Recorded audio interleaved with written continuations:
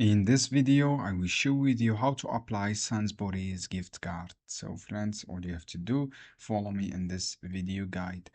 Directly, you should go to this website, as you can see here, Sainsbury's product gift card registration.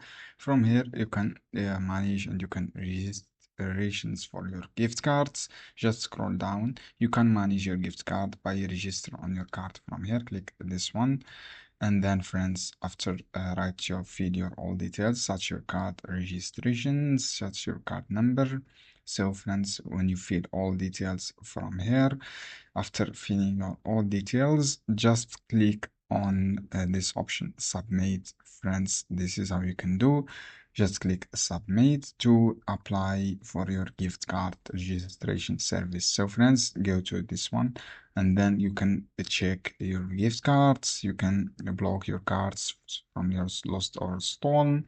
So friends, just click registrations. If you have already accounts, you can click username and password. After that, click on login.